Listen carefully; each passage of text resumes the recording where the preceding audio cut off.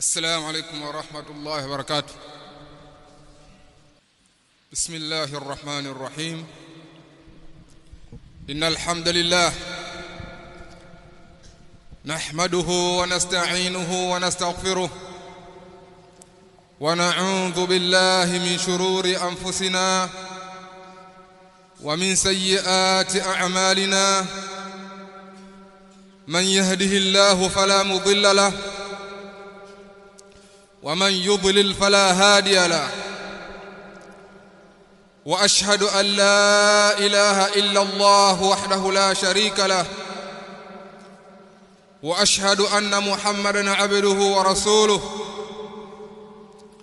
يا أيها الذين آمنوا اتقوا الله حق تقاته ولا تموتن إلا وأنتم مسلمون. يا أيها الناس اتقوا ربكم الذي خلقكم من نفس واحدة وخلق منها زوجها وبث منهما رجالا كثيرا ونساء. واتقوا الله الذي تساءلون به والأرحام إن الله كان عليكم رقيبا.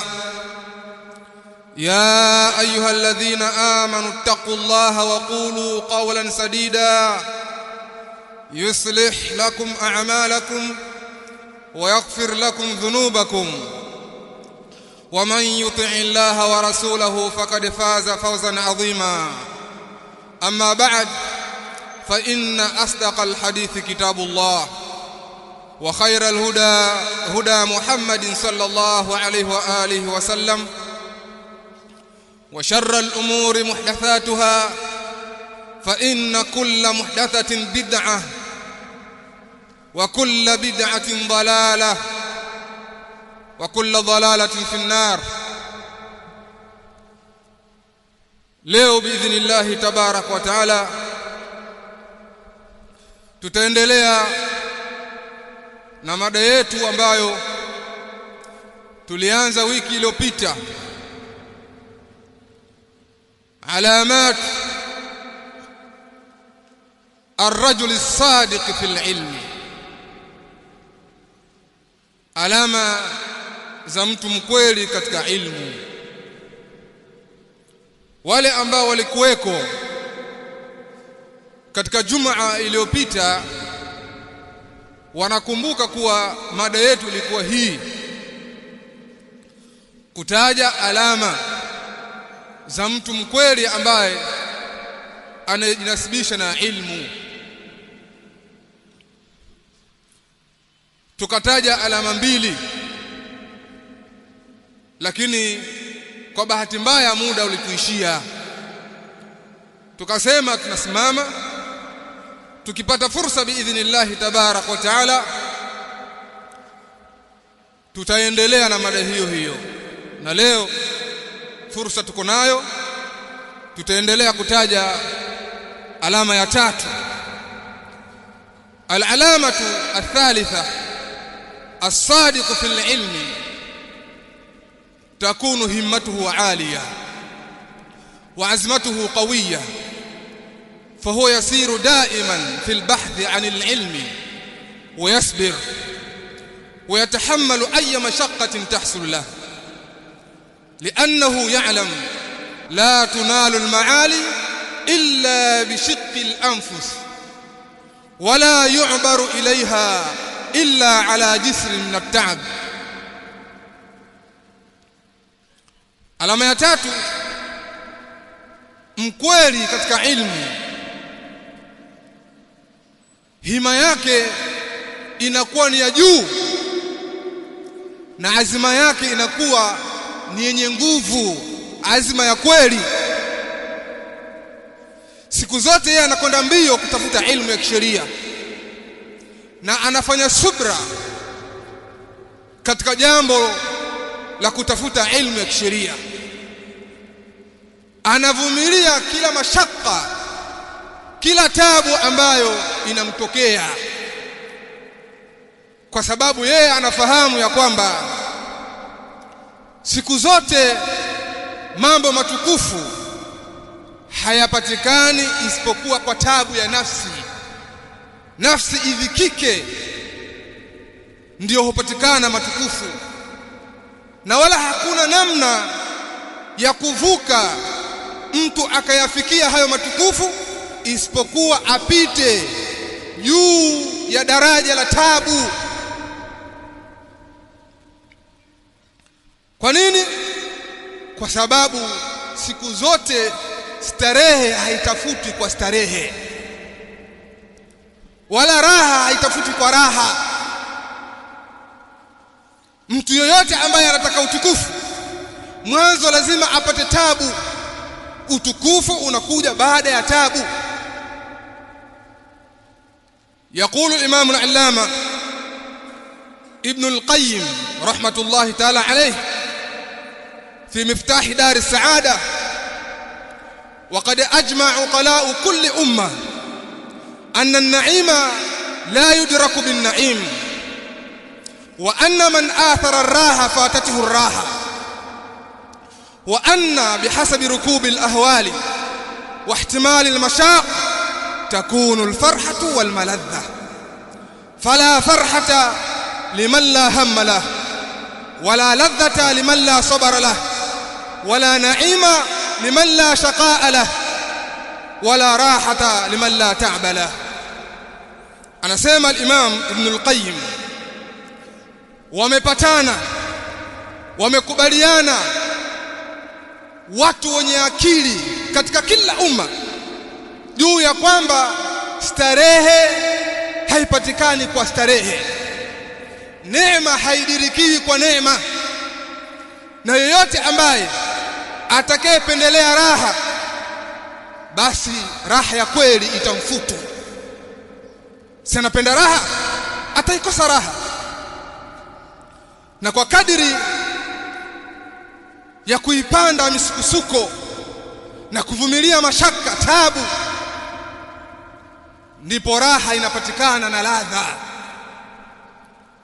Hakuna furaha kwa yule ambaye hana himma, na wala hakuna ladha kwa yule ambaye hana subra, na wala hakuna neema kwa mtu ambaye hajapata tabu, hajapata shida, na hakuna raha kwa yoyote ambaye hajapata tabu. Al-Imam Ibn al-Qayyim kwenye maneno haya yote niliyosema hapa au kuyasoma, anamaanisha kwamba siku zote neema yoyote au utukufu wote unakuja baada ya tabu. Huwezi kupata starehe isipokuwa mwanzo utaanza na tabu, udhikike, utabike, udhalilike, ndio utapata starehe. Waulizeni tu watu ambao wanatafuta pesa, mwanzo unakuwaje? Wachilia mbali jambo la ilmu ambalo jambo tukufu, thamani kuliko kitu kingine chochote duniani. Nimepiga mfano wa pesa kwa sababu watu wengi wanaelewa ukiwatajia mfano huu. Sasa waulizeni wale ambao wameendelea, wamefanikiwa katika maisha, ilikuwaje mwanzo? Watakusimulieni kwamba mwanzo ilianza tabu, ilianza dhiki, alafu mwisho Allah subhanahu wa ta'ala akawapa maisha. Kadhalika katika ilmu, katika utukufu, lazima tabu ianze kisha upate huo utukufu. Na yote ambaye hana subra hawezi kupata ilmu, na hawezi kuhesabika kwamba ni mkweli katika ilmu, kwa sababu daraja ya wakweli katika ilmu inakuja baada ya subra, baada ya kuvumilia njaa, baada ya kuvumilia tabu, dhiki, udhalili, ndio daraja hii inakuja. Allah subhanahu wa ta'ala wakati anaeleza kuwaeleza bani Israil pamoja na mtume wao Musa alayhi salam, anasema walaqad atayna Musa alkitaba fala takun fi miryatin min liqa'ihi waja'alnahu hudan li bani Israil waja'alna minhum a'immatan yahduna bi amrina lamma sabaru wa kanu bi ayatina yuqinun. Anasema na kwa hakika tumempa Musa kitabu, wewe usiwe na shaka kuhusu kukutana na huyo Musa, na tukamfanya huyo Musa au hicho kitabu, kwa sababu mufassirun wanatofautiana kuhusu dhamiri inarudi wapi, kwenye kitabu au inarudi kwa Musa. Na tukamfanya huyo Musa au hicho kitabu kuwa ni mwongozo kwa Bani Israil. Waja'alna minhum a'immatan, Allah subhanahu wa ta'ala anaendelea, na tukawafanya miongoni mwao maimamu, kwa maana tukawachagua katika wao baadhi ya watu wakawa ni maimamu, wanaongoza kwa amri ya Allah subhanahu wa ta'ala, wanaongoza kwa amri yetu, na kwamba amri ya Allah subhanahu wa ta'ala, yahduna bi amrina. Lakini Allah subhanahu wa ta'ala akasema lamma sabaru, uimamu waliupata baada ya kuvumilia, baada ya kufanya subra, adha zote ambazo zilipatikana wao walitaamali nazo. Baada ya hapo Allah subhanahu wa ta'ala, baada ya kuitazama mioyo yao, akaona kwamba kuna ukweli, akawapa daraja kwamba wao ni wakweli, na akawapa cheo cha maimamu, na walikuwa kwenye aya zetu na wenye kuyakini. Al-Imam al-Allama Abdurrahman ibn Nasir as-Saadi rahmatullahi ta'ala alayhi, wakati anasherehesha aya hii anasema, falkitabu alladhi unzila ilayhim hudan walmu'minuna bihi minhum ala qismain, a'immatun yahduna bi amri Allah wa atba'un muhtaduna bihim. والقسم الأول أرفع الدرجات بعد درجة النبوة والرسالة، وهي درجة الصديقين، وإنما نالوا هذه الدرجة العالية بالصبر على التعلم والتعليم والدعوة إلى الله والأذى في سبيله. أنا سامع kitabu ambacho kimeteremshwa kwao kilikuwa ni mwongozo kwa hao Bani Israili, na wale ambao wamekiamini kile kitabu walikuwa ni makundi mawili. Kundi la kwanza walikuwa ni maimamu wanawaongoza watu kwa amri ya Allah subhanahu wa ta'ala, na kundi la pili wao walikuwa ni wafuasi wa maimamu, wameongoka kupitia hao maimamu. Lakini akasema lile kundi la kwanza, kundi la maimamu, ndio kundi ambalo liko juu kidaraja kuliko hili kundi la pili. Daraja yake ni baada ya daraja ya utume na unabii, na ni daraja ya wakweli, wa daraja tusiddiqin, na ni daraja ya wakweli. Akasema kwa hakika hapana vingine, wamepata daraja hii tukufu ya juu kwa sababu ya kule kuvumilia kwao, kipindi wanatafuta ilmu, na kipindi wanafundisha, na kipindi wanalingania watu, kadhalika zile adha, maudhi ambayo yamepatikana katika njia ya Allah subhanahu wa ta'ala. Kwa kuwa wao walivumilia katika ilmu, walivumilia katika kufundisha watu, walivumilia katika da'wa, ndio wakapata daraja ya wakweli katika ilmu na kwa Allah subhanahu wa ta'ala. Kwa ukweli unapatikana baada ya subra, kwa sababu walaula almashaqqa lasada an-nas kulluhum, kama sio tabu basi watu wote wangekuwa mabwana, watu wote wangekuwa watukufu, hakuna ambaye angekuwa mnyonge, hakuna ambaye angekuwa mtu wa chini. Lakin bisabr ala shadaid wal mata'ib yu'raf man humur rijal wa yatamayyazu as-sadiquna min ghayrihim. Lakini kwa kuvumilia tabu na shida ndipo hujulikana ni kina nani wanaume wa kweli katika ilmu na kina nani wa kweli katika ilmu, kwa kuvumilia tabu na njaa na shida inayopatikana katika ilmu. Kwa hiyo ukitaka kuwajua wa kweli, tazama wapo vipi katika kuvumilia tabu wanapokuwa katika njia ya kutafuta ilmu. Ni watu ambao wanadumu katika kutafuta ilmu au ni watu ambao hawapo serious katika ilmu?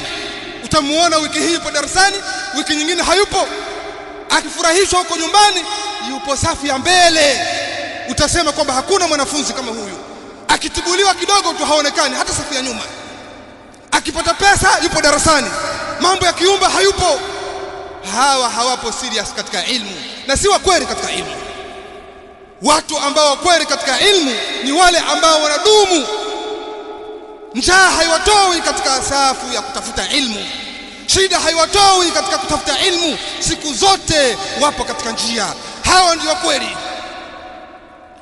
Kwa usijisifu kwamba wewe ni mwanaume eti kwa sababu unanyanyua machuma au unakimbizana katika dunia. Hapana, wanaume ndio hawa ambao wanafanya subira katika ilmu, wamekaa wakakubali kula dona na maharage yalooza au mchicha wenye wadudu.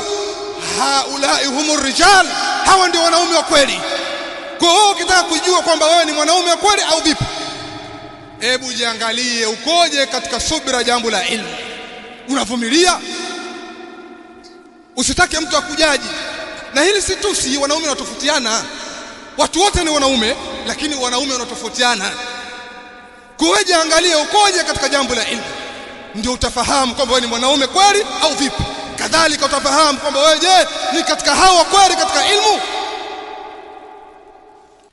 Al-alamatu rabi'a, alama ya 4, as-sadiq fil ilmi عنده علو الهمة في إدراك العلم ولا يكون من أهل الكسل الذين لا يأخذون أمر العلم بالجد. mkweli katika ilmu siku zote anakuwa ana pupa ya juu katika kuidiriki ilmu, katika kuipata ilmu, wala hawi miongoni mwa watu ambao wavivu katika kutafuta ilmu. Hawi miongoni mwa wale ambao hawalichukulii jambo la ilmu kwa juhudi, kwa maana hawapo serious katika ilmu. Hawi miongoni mwa hao. Anakuwa ni mtu ambaye ana uluu ya juu, pupa ya juu katika kuipata hiyo ilmu ya kisheria. Jambo hili ni jambo muhimu sana, mtu kuwa na pupa katika kuidiriki hii ilmu ya kisheria. Kwa nini? Kwa sababu man talaba al-ula sahira al-layali wa man rama al-ula min ghairi kaddin adaa al-umra fi talab al-muhali. Yoyote ambaye mwenye kutafuta utukufu basi ukesha usiku kwa ajili ya kuutafuta huo utukufu, na yoyote ambaye anayotaka utukufu alafu anataka kuupata pasina tabu, pasina juhudi, basi huyo atapoteza umri wake katika kutafuta jambo ambalo haliwezekani kulipata. Haiwezekani. Kwa lazima awe na pupa ya juu. Na ndio maana al-Imam Ibn al-Jawzi katika Saidul Khatiri alipokuwa anatoa nasaha kumnasihi talibul ilmi ambaye ni mkweli katika ilmu yake, alikuwa anamwambia wa'lam annaka fi maidani sibaqin wal awqat tuntahab wala takhruj ila kasalin fama fata ma fata illa bil kasal wala nala man nala illa bil jidd wal azm. Anasema ewe mwanafunzi mkweli katika ilmu, afahamu kitu gani? Fahamu kwamba nyakati ni zenye kupokonywa ghafla, mara zimetoweka. Sasa kama jambo lipo hivyo, usijilaze kwenye uvivu, usimili katika uvivu. Pambana katika kutafuta ilmu, kuwa na jiddi, kuwa na jitihada za juu, kwa sababu wakati unakwenda na unaisha haraka. Leo kijana, kesho utajistukia ushakuwa mzee. Pambana hapa hapa. wala takhruj ila kasalin fama fata ma fata illa bil kasal. Hakijafutu chenye kufutu isipokuwa kwa sababu ya uzembe na uvivu, na wala hakupata yule aliyepata isipokuwa kwa sababu ya jitihada na azima ya kweli. Kushamiru an sa'id al-jidd ya ma'shar ash-shabab fi talab al-ilm falaysa al-mar'u yuladu 'alima. Jitahidini tulab al-ilm katika kutafuta elimu ya kisheria, kazeni kamba. Kwa hakika hakuna ambaye anayezaliwa hali ya kuwa mwanachuoni. Aslul insan huwa al-jahl asili ya mwanadamu ni ujinga. Wallahu akhrajakum min butuni ummahatikum la ta'lamuna shay'a. Hii ndio asili ya mwanadamu. Ibn Taymiyyah lam yulad aliman wa lam yakun ma'rufan fi sughrihi annahu sayakunu shaykh al-islam. Hakuna jua yeye, alizaliwa kama wewe mtupu, huna kitu, lakini alitoa jitihada katika kutafuta ilmu, akalazimiana njia, akawa mkweli, hatta swara al-jabal al-asham ya'rifu al-qasi wad-dani. Nani asemjua Ibn Taymiyyah katika ulimwengu huu, katika ulimwengu wa ilmu? Nani asemjua? Anajulikana kwamba ni kidume, lakini je, hiyo ilmu alizaliwa nayo? Hapana. Alizaliwa hali ya kuwa hana kitu, hajui chochote. Kipindi ambacho anatoka kwenye tumbo la mama yake Ibn Taymiyyah rahmatullahi ta'ala alayhi, alikuwa hajui chochote kama wewe wakati unazaliwa, lakini akakaa chini, akapinda goti, akasoma mpaka Allah subhanahu wa ta'ala akamruzuku ilmi. Kwa usikate tamaa, na wala shetani asikuchezee kwamba haiwezekani kuwa kama shekhe fulani, wala haiwezekani kufikia malengo. Yawezekana. Kwa nini siwezekane? Yawezekana biidhnillah tabaraka wa taala. Acha uvivu tu, huo ni uvivu. Shetani anakumaliza kwa sababu ashakujua kwamba wewe ni mvivu, ndio maana anakutia mawazo kwamba haiwezekani wewe kufanana na shekhe fulani, haiwezekani wewe kufikia malengo yako. utlubil ilma wala taksal fama ab'ad alkhair ala ahli alkasal wahjur an-nawm wahassil faman ya'rif almatluba yahqir ma badal واحتفل للفقه في الدين ولا تشتغل عنه بمال أو خول لا تقل قد ذهبت أربابه كل من سار على الدرب وصل. pita katika njia, utafika biidhnillah tabaraka wa taala. Wewe pita kwenye njia, utafika biidhnillah tabaraka wa taala kama walivyofika wale ambao wewe unawajua. Kadhalika kwa wazee, sheitani asiwachezeeni, labda akakwambieni kwamba sasa mimi au wewe ushakuwa mzee, itakuwaje? Kweli yawezekana wewe ukasoma alafu ukawa shekhe? Yawezekana? Akakwambia bwana haiwezekani bwana, akakutia fikra kama hii. Yawezekana kwa sababu maswahaba Mtume Muhammad sallallahu alaihi wa alihi wasallam hao walisoma hali ya kuwa ni wazee na wakawa ni ulama, wakawa ni mashaikh. Lakini wale waliokuja baada yao, nani asemjua? Al-Imam Salih ibn Kaisani ametafuta ilmu hali ya kuwa ni mzee, akawa ni katika ahadu fuqaha al-Madina, mmoja katika wanachuoni wa fiqh ambao wanategemewa katika mji wa Madina, na wengi tu kina Imam Ghunjar Isa bin Musa, lakini pia Abul Fath al-Razi, kadhalika Imam al-Kisai. Yeye alisoma nahwu hali ya kuwa umri ushakwenda, lakini akatoa jitihada, mwisho wa siku akawa Sheikhul Arabia, lakini alianza kusoma hali ya kuwa ni mzee. Kadhalika al-Imam al-Izz ibn Abd as-Salam sultanul ulama, nani asemjua? Tulabul ilmi wengi wanamjua huyu. Wakati mwanzo wa jambo alikuwa ni fakir, maindahu shay, hana chochote, lakini akaanza kusoma hali ya kuwa umri ushakwenda kidogo, mpaka akawa ni mwanachuoni, akapewa lakabu kwamba sultanul ulama. Kwa hiyo shetani, mzee asikupoteze, wala msidanganywe na shetani. Inawezekana ukasoma biidhnillah tabarak wa taala ukawa shekhe hapo ulipo. La budda min Sanaa wa in tala safar, lazima tufike Sanaa hata kama safari itarefuka, lakini lazima tufike biidhnillah tabarak wa taala. Na ikitokea hatujafika Sanaa, tumeishia hapa kati kwa sababu ya mauti, kifo ndio ambacho kimekatisha safari yetu, basi pia hakuna shida, kwa sababu itakuwa tumekufa katika njia, na hilo pia ni moja ya malengo yetu. Wallahu a'lam. Alhamdulillah wassalatu wassalamu ala rasulillah wa ala alihi wa ashabihi ajma'in. Amma ba'd, makamu hii makamu fupi sana. Kila ninapojitahidi kuandaa mada niseme hii nitamaliza, lakini naona simalizi, kwa sababu hapa nikichukua Alama ya 5, muda utakwenda sana. Kwa hiyo biidhnillah tabaraka wa taala tutaishia hapa. Pia kama tukipata fursa nyingine huko mbele tutakuja kumalizia au kuendeleza, lakini tuzingatie yale ambayo tunayozungumza na tuchukue kwamba ni sehemu fulani ya nasaha, sio tuwe tunasikiliza tu alafu tuyafanyie kazi. Itakuwa tumeferi, kwa sababu mtu mkweli kwa Allah subhanahu wa ta'ala na mtu mkweli katika ilmu ni yule ambaye akinasihiwa kuchukua nasaha. Tunamwomba Allah subhanahu wa ta'ala atufanye miongoni mwa wale ambao wanasikiliza maneno na wanafuata mazuri yake. Wa sallallahu ala nabiyina Muhammadin wa ala alihi wasallam.